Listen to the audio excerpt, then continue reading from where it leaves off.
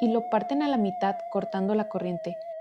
Al instante deja de fluir la corriente, ¿cierto? Después de juntar los extremos aislados varias veces, encontraríamos que, oh sorpresa, la corriente sigue fluyendo. Cuando escuchas la palabra cuántica, ¿en qué piensas?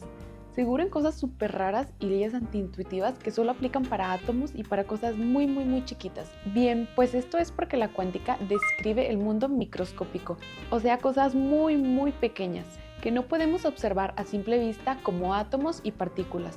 Y estas leyes no se manifiestan para las variables macroscópicas, que sí podemos ver a simple vista. O sea que estas leyes súper raras no aplican para el mundo real, porque claro, nosotros no vemos que pasan cosas raras a nuestro alrededor, ¿verdad? Pero, ¿y si te dijera que también podemos observar los efectos de la mecánica cuántica a escalas macroscópicas, o sea, en nuestro mundo? Aunque te advierto, no es nada fácil. Imagínate que a los científicos que lo descubrieron les dieron el Premio Nobel de 2025. Nada más por eso, imagínate. Así de importante fue. Bien, pues te platico todo. John Clark, Michael Deverett y John Martinis acaban de ganar el Premio Nobel de Física de 2025, el premio más grande de los científicos. Y los artículos por los que fueron reconocidos se hacen esta misma pregunta que acabo de plantearles. Literal, así comienzan algunos de sus artículos. Y cito, ¿obedecen las variables macroscópicas a la mecánica cuántica? O sea, que si podemos ver a simple vista los efectos de la mecánica cuántica. Y bueno, antes de hablar de su ingenioso experimento para probarlo, tengo que contarles acerca de un extraño efecto de la mecánica cuántica, llamado el efecto túnel cuántico. Imagina estar golpeando una pared con una pelota. Lo normal es que la pelota rebote en la pared en el punto donde golpeó, ¿cierto? No importa las veces que la lances, la pelota, por la tercera ley de Newton o principio de acción y reacción, rebotará. Bien, pues imagina que de repente la pelota no rebota contra la pared, sino que desaparece y vuelve a aparecer, pero del otro lado de la pared, como si mágicamente se hubiera abierto un túnel a través de la pared que la ha transportado hacia el otro lado.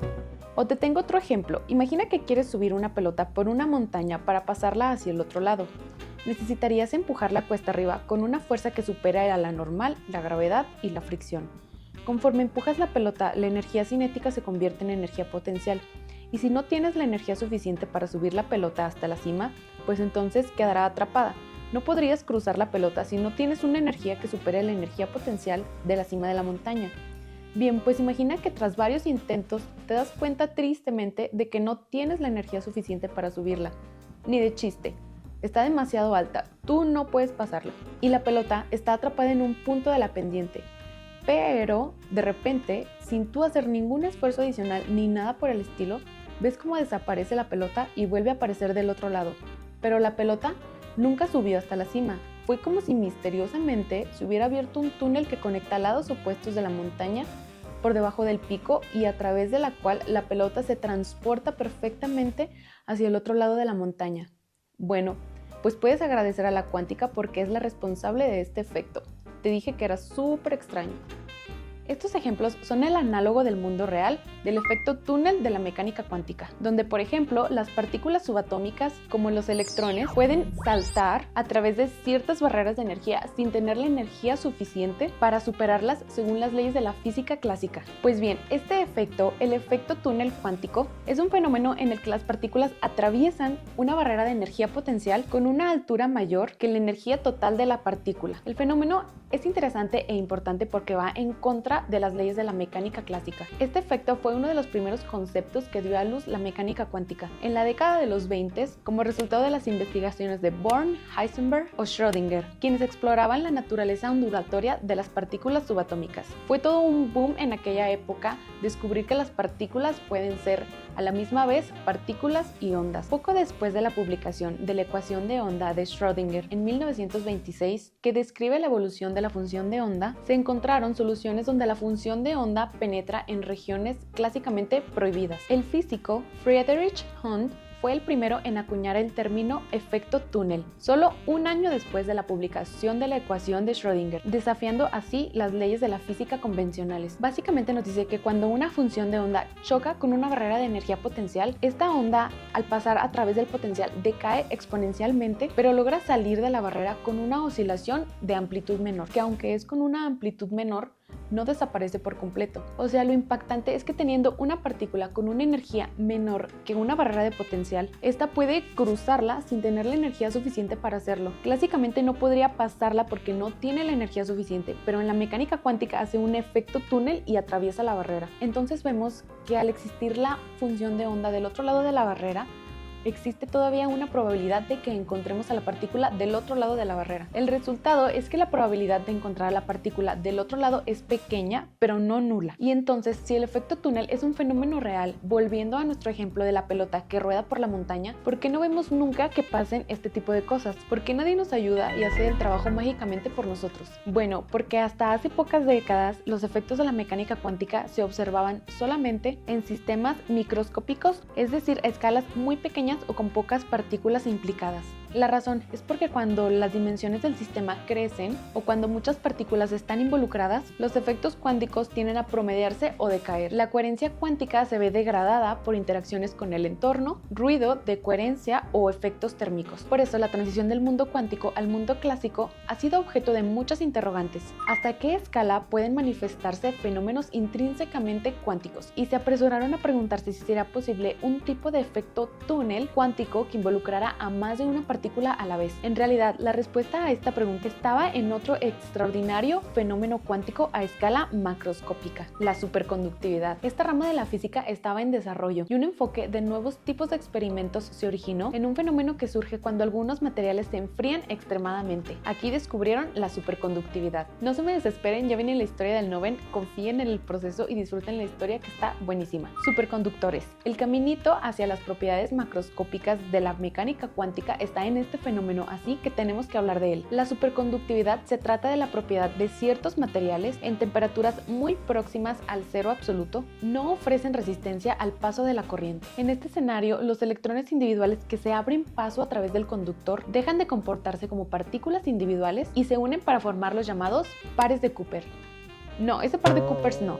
Más bien serían dos pares de electrones, llamados así en honor a Leon Cooper, quien predijo su existencia junto con John Barden y Robert Schrieffer. Hablemos entonces ahora de los pares de Cooper. Los electrones, como tienen exactamente la misma carga entre ellos, se repelen. Los electrones tienen una gran integridad. Les gusta su espacio personal y mantenerse a distancia a través de ellos. Por el principio de exclusión de Pauli, dos electrones no pueden estar en el mismo lugar si tienen los mismos números cuánticos, como posición, momento, spin. A estas partículas se les llama fermiones y tienen un spin semientero y no pueden condensarse en el mismo nivel de energía. Podemos ver esto en un átomo, por ejemplo, donde los electrones se dividen en diferentes capas o niveles de energía. Y está bonito y está bien porque esto da forma y estructura a las moléculas y es lo que sostiene y da rigidez a nuestro mundo. Pero en un superconductor, estos electrones pierden un poco de su integridad e individualidad para juntarse. Según la teoría que explica la superconductividad de Barden-Cooper-Schrieffer, conocida también como BCS, afirma que a bajas temperaturas los electrones ejercen una fuerza de atracción sobre los iones positivos que conforman la red cristalina. La red cristalina es la disposición de átomos, iones o moléculas en los sólidos. Bien, pues esta atracción positiva atrae a los iones positivos hacia el electrón que pasa, lo que resulta en una región con mayor densidad de carga positiva. Y a medida que el electrón se mueve, también lo hace esta región de densidad de carga positiva. Esta región a su vez atrae a otro electrón que va pasando, pero con spin opuesto hacia el primero. De esta manera, los electrones se enlazan indirectamente y forman un par de Cooper, gracias a su mediador, este cupido atómico, la red cristalina. Este cupido atómico es llamado fonón y es una cuasipartícula mediadora que atrae a los dos electrones y representa el intercambio de energía como vibraciones en la red cristalina. O sea, en un material normal los electrones andan para arriba y para abajo, como Pedro por su casa por donde se les antoja. Pero nada más bajas la temperatura y mira, como tú que cuando te da frío vas a abrazar a tu parejita, pues así también ellos les da frío y se abrazan en pares los unos con los otros. Y lo interesante es que cuando estos electrones se unen para formar un par de Cooper, como dijimos, sus valores de spin son opuestos, entonces este valor se anula. Por ejemplo, si es 1/2 menos 1/2 da igual a 0, o también podría ser 1/2 más 1/2 igual a 1. El punto es que resulta en un spin neto en entero para el par, y sabemos que los espines enteros es una cualidad de los bosones. Por lo tanto, los electrones dejan de comportarse como fermiones y pasan a comportarse como bosones. Los bosones, a diferencia de los fermiones, son unos rebeldes y no obedecen el principio de exclusión de Pauli. Les vale, ellos se amontonan y pueden ocupar el mismo estado cuántico simultáneamente. Se vuelven indistinguibles de otros pares y se les permite que ocupen el mismo espacio, se superpongan y formen un condensado colectivo y coherente, que se puede describir como una sola unidad. En el lenguaje de la mecánica cuántica se describe como una función de una sola onda. Esta función de onda describe la probabilidad de observar el sistema en un estado dado y con propiedades dadas. A bajas temperaturas absolutas, la energía térmica no es suficiente para romper los pares de Cooper, impidiendo así la interacción electrón-red que genera resistividad. Además, al superponerse, los pares de Cooper se entrelazan y actúan como un gran grupo de partículas portadoras de corriente. Todo el sistema de electrones comienza a moverse al unísono sin encontrar ninguna resistencia eléctrica. Por lo tanto, se cree que la formación de los pares de Cooper debido a la interacción electrón-red junto con su condensación para actuar como bosones compuestos es la razón de la superconductividad. Yo me imagino que la corriente en estos materiales se comporta así. Haz de cuenta que en un conductor los electrones bailan slam, encontrando mucha resistencia para pasar de un lado a otro y chocando los unos con los otros, y en un superconductor bailan todos la rueda de San Miguel o la víbora de la mar. Así todos fluyen agarraditos de la mano sin encontrar resistencia. Donde uno no quiera moverse, lo jala la corriente, y el electrón que se duerme se lo lleva la corriente. Pero bueno, estos pares suenan increíbles, aunque solamente fueron predichos teóricamente, por lo que observarlos era crucial para probar su existencia. La observación experimental de estos pares fue posible gracias a un componente crucial, la unión Josephson, desarrollada por el físico Brian Josephson. La unión de Josephson se trata de un circuito electrónico con dos superconductores unidos, pero separados por una delgada barrera aislante entre ellos. Josephson descubrió que los fenómenos interesantes surgen cuando se consideran las funciones de onda a cada lado de la unión, y en 1962 predijo que los pares de Cooper pueden tunelizar sin resistencia una barrera aislante, dando lugar a una corriente de voltaje cero a través de una barrera de túnel entre los dos superconductores. Sí, una corriente sin voltaje. Recordemos que el voltaje es la fuerza o presión que empuja a los electrones a circular por el material. Es ese empujoncito para echar a andar y que se muevan los electrones a través del material, y existe un flujo de electrones, que eso es la corriente. Este fenómeno es llamado efecto Josephson DC, de corriente directa, y es la capacidad de una supercorriente de fluir sin resistencia entre dos conductores a través de una fina barrera aislante llamada unión Josephson, manteniendo un voltaje cero, permitiendo a los pares de Cooper mostrar un efecto túnel cuántico. Al atravesar la barrera, esta supercorriente puede alcanzar un valor máximo de corriente crítica llamado IC o I0, y mientras la corriente sea menor que esta corriente crítica IC, no hay voltaje a través de la unión. Si la corriente supera la corriente crítica, la unión pierde su carácter superconductor, aparece un voltaje y la corriente pasa a un estado resistivo, donde ya no es corriente continua pura. Y en esta otra figura podemos ver una representación de una unión Josephson, y vemos cómo los electrones en un conductor normal chocan y se empujan entre sí y con el material, a diferencia de en un superconductor donde los electrones se unen como pares de Cooper, se emparejan y forman una corriente donde no hay resistencia. El espacio en la ilustración simboliza el material aislante en la unión de Josephson, e intuitivamente uno creería que al estar separados por un aislante no debería de pasar la corriente, pero oh sorpresa, vemos que la corriente hace un efecto túnel a través del material aislante, y es como si la corriente saltara en el espacio vacío hacia el siguiente superconductor. O sea, imagínense que tienen ustedes un cable por el que pasa una corriente y lo parten a la mitad cortando la corriente. Al instante deja de fluir la corriente, ¿cierto? Y todavía aíslan los extremos. Lo normal sería que al juntarlos no pase la corriente, ¿verdad? Obviamente. Bien, pues si ese material fuera un superconductor en temperaturas absolutas muy bajas, después de juntar los extremos aislados varias veces, encontraríamos que, oh sorpresa, la corriente sigue fluyendo. Es como magia, ¿no? Pues no, es el efecto túnel cuántico macroscópico. Y quienes demostraron esto experimentalmente recibieron el Premio Nobel de Física de 2025.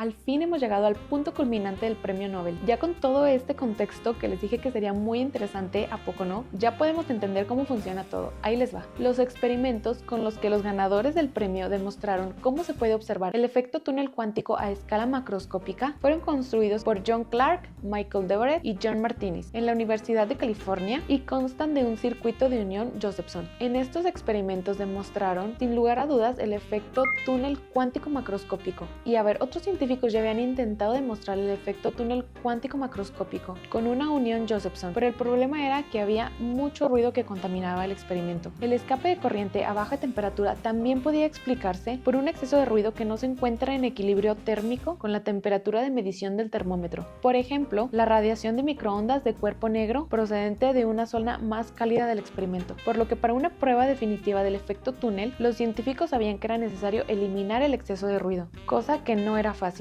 Este grupo de científicos galardonados con el premio publicaron varios artículos. En el primer artículo describen un experimento en el que una unión Josephson se activa desde el estado de voltaje cero mediante microondas a una frecuencia cercana a la frecuencia natural plasmática de la unión. Este proceso lo llaman activación resonante. La activación resonante es un fenómeno en el que la tasa de escape de un sistema desde un estado metastable, como una partícula atrapada en un pozo de potencial, se ve optimizada o incrementada cuando es sometida a una perturbación externa, un ruido o modulación, con una frecuencia que coincide con la frecuencia natural del sistema. En este caso, el estado metastable del sistema corresponde al estado de voltaje cero, donde no hay voltaje, y la perturbación para hacer salir a ese sistema de ese estado metastable fue una perturbación débil de microondas con la frecuencia natural del sistema, la cual es conocida como frecuencia de plasma de Josephson. Y en resumen, se observó este fenómeno de activación resonante en la unión de Josephson polarizada por la corriente y destacan la importancia que esto tiene para estudiar el efecto túnel y extender las mediciones al régimen cuántico. En su segundo artículo se observa la cuantización del nivel de energía en el estado de voltaje cero de una unión Josephson con polarización de corriente y estudian si es que las variables macroscópicas obedecen a la mecánica cuántica.